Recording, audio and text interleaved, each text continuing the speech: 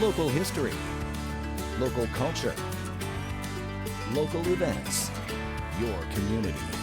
This is the Joe Kelly Show. Hi there, everybody. Welcome to the show. Thanks for joining us. We are at 14 Clinton Place in Utica, home of the Salvation Army in Utica, and we're going to be talking to the new commander of the Salvation Army here in Utica. But before we do that, we're going to say thank you for having us in, Kelly. Oh, thank you for being here. Kelly Ross, along with her husband, Jonathan Ross, the new commanders here at, you're captains, right? Yes. Yeah. How does it work with the Salvation? We're going to talk to you about your vision for this Salvation Army Citadel, what you want to accomplish when you get here. But let's start with some background first. How does it work with the Salvation Army? Captain Harrington and Captain Harrington were here prior to you. Where did they go? They went to work with the Salvation Army College, the Adult Rehabilitation Centers, working with men and women that struggle with drugs and alcohol addiction. So they're currently in Scranton, PA, learning the ins and outs of that. Mm-hmm. And you've succeeded them, you and your husband. Is it typical, usual for it to be a husband and you're like the executive directors here. Is it usual for it to be husband-wife? Yes, if you're a married couple, yes, a husband and wife will oversee the operations. But there are different locations where it's just a single person running the operation or two singles that run an operation together. Mm-hmm. You're an ordained minister? Yes. And your husband? Yes. Are all the captains and majors who are in charge of a citadel ordained ministers? Yes, so we go to seminary school. It's a 2-year program, and then you, after those 2 years, you're ordained as a minister, yes. What do you think would be a close proximity to what's taught here? Methodist? Yes, yes. And it's based on really the origins go back to England. London, England, yes. Yeah, and Booth? William Booth, in 1865 actually. William Booth, as a young boy, was a pawnbroker, but he saw that there were men and women that weren't really being welcomed into churches, or there was the pew tax that there were folks that couldn't afford that. So he started the Christian mission, and then which eventually changed over to the Salvation Army. How did the uniforms come into play? They were in place back when William Booth was around, and basically the uniform, it's like we're fighting a spiritual battle. You'll notice it's lieutenants, captains, majors, so it's a military rank system, but we're fighting the spiritual battle, so that's where the uniforms come in. Mm-hmm. The Salvation Army has church here. Well, we'll talk about this a little bit more later, but we are in the church aspect of this building. It's a big building. Yes, very big building. Lots of space and lots of opportunities. You've got you do your church services in here, and are those church services open to anyone? Yes, yes. So we have Sunday school starting at 10 a.m. for all ages, and then our church services at 11, and typically 12:15, 12:30 we're done by.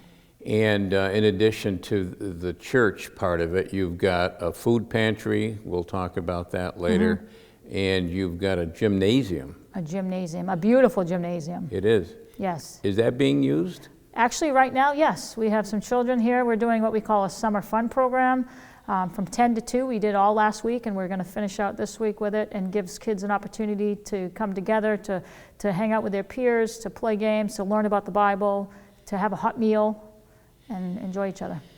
You've been here just a short period of time. First impressions of Utica, greater Utica area? I love it. Yeah. I love it. So I came from an area that traffic was crazy and there was a lot to do, but here it seems a bit calmer in the sense that traffic moves and people are pleasant, but it's a beautiful area to be in, to visit. Where are you from? So I'm originally from Massachusetts, but I spent the last 2 years in Newburgh, New York. What about your husband? Where is he from? He's from Massachusetts as well. He was born in Saugus, Massachusetts, but was raised in Peabody, Massachusetts. And how long have you been in the Salvation Army? So both my husband and I grew up in the Salvation Army. His parents were Salvation Army officers. He's what they call a 6th-generation Salvationist. 2 of his siblings are Salvation Army officers as well. And myself, I grew up, my grandmother brought us as kids, my siblings and I have an uncle who's a retired Salvation Army officer. The Salvation Army, when you join, do you join with a commitment that you're going to serve for X number of years, or is it more open-ended than that? Like if you were to come to church and you want to get involved and you make a commitment to become what they call a junior soldier or a senior soldier, it's our hope that you would stick around and help us to do the ministry and the mission of the Salvation Army, yes. I know in the Catholic Church there's a shortage of priests. Are there a shortage of officers in the Salvation Army? Yes, yes. Why do you think that's the case? You know, it's not an easy job to do, right? It's not a 9 to 5. It's not Monday through Friday. There are times you get calls at 10, 11 o'clock at night, and there are some challenges, you know, and I believe personally, and I know Salvation Army believes, it's a calling. It's a full-time calling, and sometimes you're not able to answer that call. It's a challenge. When you talk about challenges, what do you mean?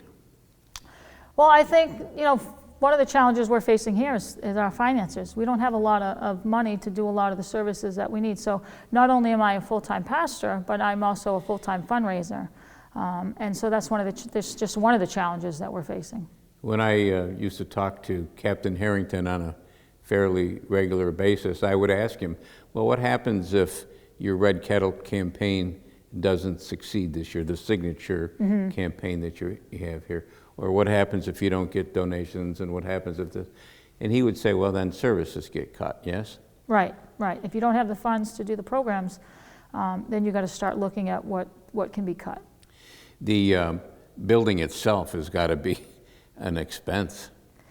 It is, and you know, there were some things in place that when we arrived, some services that were being provided that we've already started to cut, because it's things that we can do on our own, and so we're working on what we can cut, but still provide the services that need to be provided, like the soup kitchen, the food pantry, the after-school programs, things like that. In fact, when we come back from this commercial break, let's talk a little bit about those meal programs. I know that's a big part of what you do here, and also your vision for what's going to happen. All right? All right. Okay. Kelly Ross is our guest. We're talking about the Salvation Army. We're at 14 Clinton Place in Utica. Short break. Right back.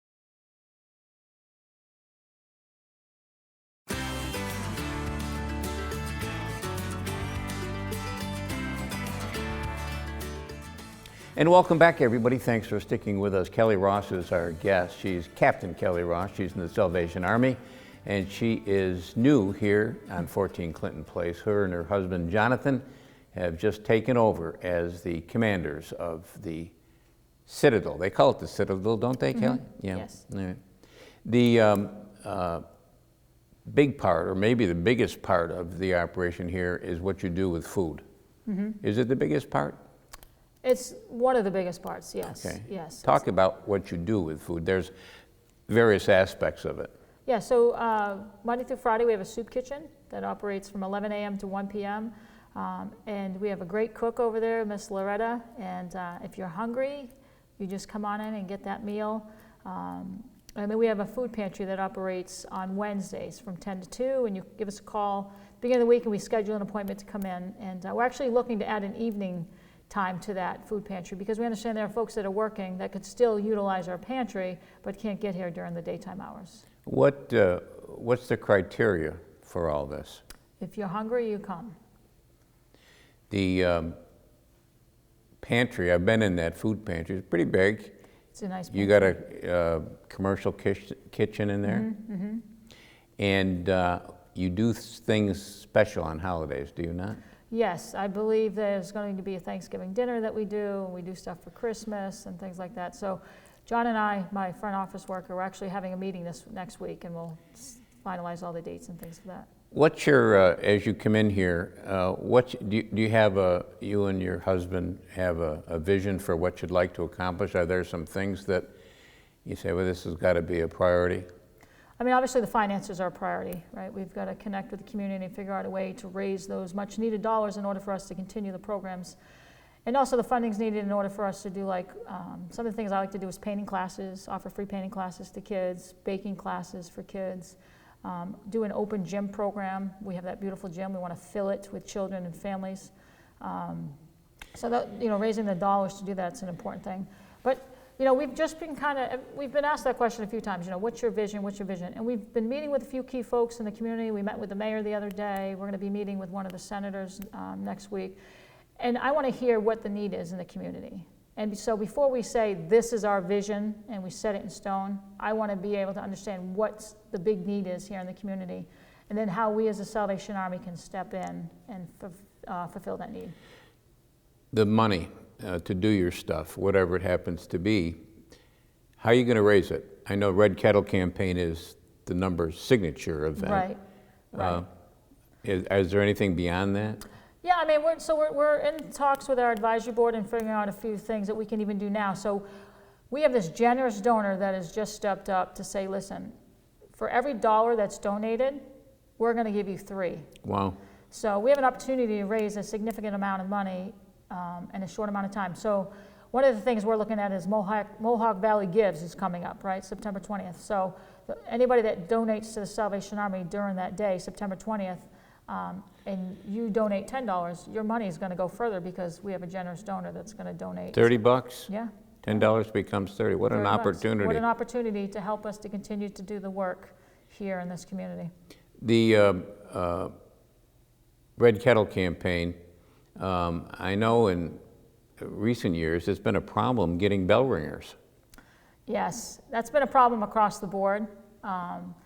But from my understanding of the history here has been we've had a lot of volunteer groups and a lot of individual volunteers that have stepped up in the past and have helped us tremendously. And so we're hoping that will continue, right? So here's my plea: if you're if you're available during the months of November and December, even if it's for 2 hours, 3 hours, any groups or anything out there that would like to come alongside and help support the Salvation Army and ring that bell, it not only provides assistance at Christmas time, right? But it helps us feed people all throughout the year. It helps us provide clothing throughout the year. It helps us provide transportation to folks throughout the year. So it's not just money we raise for Christmas and use for Christmas. It's money that we need all year long to do the services we do here. Captain Harrington would always tell me that locations were not the problem. He had a lot of locations. Yes. But you need the bell ringers to go to those locations. You definitely need the bell ringers. We need the volunteers, and being new here, I'm going to rely on some of the folks that have been here to help me connect with those that have done it in the past. And so like I said, we're going to be working on reaching out to folks even now, early. But if you're listening and you want to volunteer and listen, I've got this time during this month, contact us now. Let's get you on the schedule. Let's work on that now. Is there an opportunity for other areas here to volunteer in? There's always an opportunity to volunteer, right? Even now. Right, we have our soup kitchen. We need folks to help clean up after the soup kitchen. We have our food pantry. We get a truck delivery every Monday from the food bank. We need help unloading the truck and putting that stuff away. We don't have a janitor right now. We need help cleaning up after the children leave at the end of the day. There's always an opportunity to volunteer throughout the whole year. Going back to the Red Kettle for a second, I remember the year was a while ago now, but my 2 granddaughters came out and rang the bell with me. They had such great fun. It is a lot of fun. Yeah. And typically when I go out there, I like to dress up, and that draws more attention to folks, and move around a little bit. I don't claim to be a dancer, but I sway back and forth just enough to convince folks, okay, she's trying. Let me give her a buck or two. Well, that's what my granddaughters did. They put on antlers, and they went out and bought some small candy canes and handed them out to people. And they still talk about it after all these years. And Joe, just to keep with the Kettle Campaign, so we have a big goal. Ideally, we would need to raise $110,000, $115,000 this Christmas. And we do have another donor, another generous donor, that anything after 70,000, they'll match dollar for dollar up to a certain amount. So we're excited about that. So we have people coming alongside us already, right? They see the need, they see the good that we do in the community, and they're already stepping up and offering to assist us. But we got to do our part, right? But we need help from the community to do that as well. Is there a program? Well, you started this, which is new to hear, your ice cream cart program. What is that? What is that all about? So it's we call it an ice cream cart ministry, and basically what it is we push this cart around town, and we hand out free ice cream. And then we get talking with moms and dads and kids and individuals, and just to see, you know, what is there a need? Do they have a need? Is there a need that we can meet? Do they need clothing? Do they need a meal? Do they need food? But the ice cream is a means to break the ice, so to speak. And not to mention, I love ice cream. I would eat ice cream every night for dinner if I could. And so it was something that the Lord laid on my heart at my previous appointment.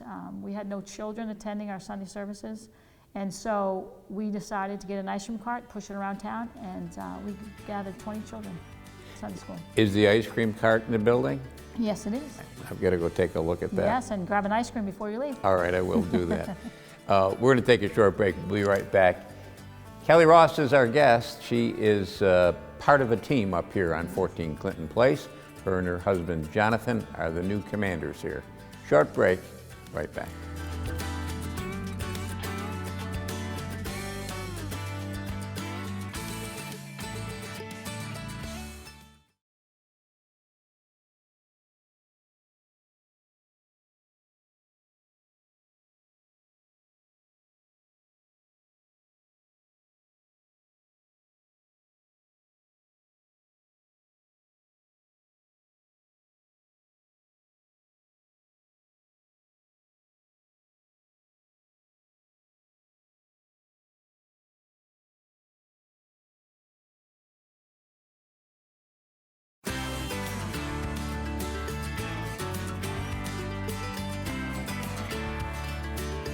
And welcome back, everybody. We're with Kelly Ross. Kelly is the part of a duo here. Her and her husband, Jonathan, are the new commanders at 14 Clinton Place. We're talking to her about all the things that are going on down here, including ice cream. We left with ice cream. Well, I like ice cream almost as much as you do. You will also take that cart, will you not, to specific groups or gatherings or events, things like that? Yeah, so we're looking for opportunities to be in the community. We're new here, and I know there's a lot of happening in the community. And so if you're having a community event, we would like to come. We would like to come and just be there to be a presence, get to know, connect with other people in the community, and hand out free ice cream. It's no expense to you. Just give us an invite, and we'd love to be there. Well, before we part company today, I'm going to give you a list. Oh, great. Of places to go. When the Harringtons left, did they give you did you get a chance to meet them, number one? Yeah, actually the Harringtons, I've known the Harringtons. We were in seminary school together. They were a year behind me. Okay. So I got to know them very well, and yes, they were very gracious and very kind. They had several phone conversations, and even today we're still in contact when I need some assistance with some stuff. I was wondering, did they have any thoughts to give you, being the new kid on the block, of coming in here? Did they have any advice, anything along those lines? You know, just basically be present and love the people, and get involved as much as you can. You know, their vision was a little bit different than probably what ours is going to be. Everybody's gifted differently, right? And but they've been very supportive. Anytime I call them, they're very supportive. I get the feeling that you have a big interest in youth, that you want to do things with young people here. I do.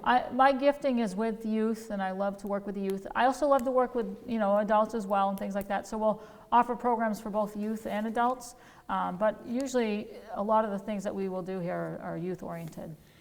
The Sunday school, is that something that's active? Or is that something you need to build on? So it is active. We just restarted the Sunday school program shortly after we arrived with ice cream. We did an ice cream kickoff because it's National Ice Cream Day or whatever. And so like I meant, we have children coming, we have some adults coming, so it's for all ages. And we're looking just to grow on what we have. For your services, I know you've got a big white van because I see it all over the place. Is that used for transportation? Yes, yes. Even today, I drove around and picked up the children that are here today. If anybody wants to come to church and doesn't have a ride, we don't want that to be a hindrance. So we're ready and available to pick you up. And I see instruments around here too. Well, in days gone by, I know music has been a big part of the Salvation Army. Is that the case here? We want it to be. So my husband and I are not musical. I don't sing. A dancer, but not musical. Yeah, I'm not musically gifted at all, and neither is my husband. And that's okay, because we're gifted in other areas. So we're in talks with our divisional headquarters with their music department to see if we can get some assistance from them to continue the music programs that have happened here in the past. The Salvation Army really does have that tradition, though, doesn't it, of music? I mean, you go back and you can see it in movies, you can read about it, of those musicians out on street corners, New York City, they'd play out there. How did that come about? Was that Mr. Booth? I think that was with Mr. Booth, right? Back in the day to draw some attention, and they would walk the streets and do outdoor ministries and bang the drum and play the instruments to draw some attention. Yeah, and the ice cream cart really was kind of something similar to that. Yes, yes, and it's been great. We've taken it out a few times, and we've connected with some families, so it's been a great opportunity. Did you bring that with you here? No, so the one I had in Newburgh stayed in Newburgh because the people that took over from me wanted to use it, and they've been doing a great job. I follow them on Facebook. They've been doing a great job with it. So this one was purchased by a generous donor. They saw the need and the desire to serve the community, and they purchased it for us. Talking about Facebook, do you have a presence in those areas? I do. The Salvation Army here, Utica, has a Facebook page. And then I've joined a few of the Utica pages to kind of post some things and kind of connect with people and learn what's going on in the community. It's got to be an interesting learning experience trying to come into a new community, trying to find out all these things. I mean, at first you don't even know where to go to the stores. Right. Well, first I got to find my way here, right, every day. So I've been able to maneuver that and get here without the GPS or things like that. But our advisory board has been very helpful in helping us get connected with people in the community. And some other folks have come alongside us. But Facebook has been a big help too, just following along, liking pages and seeing what's happening in the community. Is there a website? We do. If you Google the Salvation Army Utica, you'll come to our our website that will tell you some things we have going on. The people that are coming in for your meals, whether they be food pantry, whether they be a cooked meal here, what kind of a geographical area are we talking about? You know, I'm still learning the areas that we service. I know it's a decent sized area, but I think a lot of the ones that are coming in for our soup kitchen are just here in the general area in Utica. Within walking distance, they're coming. So I don't know exactly the big scope of where everybody's coming from, but I think generally the soup kitchen is folks that are in this area. Yeah. Loretta, right? Yes. Yeah. Has she been here for a while? She's been here maybe less than a year, I think. Oh, really? Yeah. I was thinking of somebody else, I guess, that had been here for quite a while. Do you take food donations or no? Yes. We would love food donations. I'm actually looking to even connect with a few of the local grocery stores and things like that to see if they have leftover pastries and breads and things like that we can pick up and use here to hand out to the families in need. Going to be connecting with Bargain Grocery today, this afternoon. I'm going over to meet with them to try and secure some donations and things like that. So definitely, we always need donations, yes.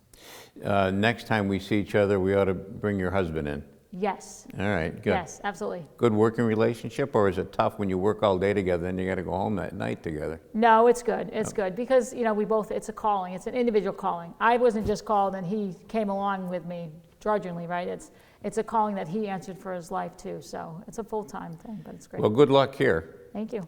And we'll have to get together as the season gets closer to Yes. Christmas. Yes, please. And get some of those ringers, including yours truly. That'd be great. All right. Thank you. That's going to do it for us this week, but we'll be back next week. We'll do it all again. Don't forget cnyhomepage.com. There's lots of good stuff there. Until next time, take care of yourself, everybody.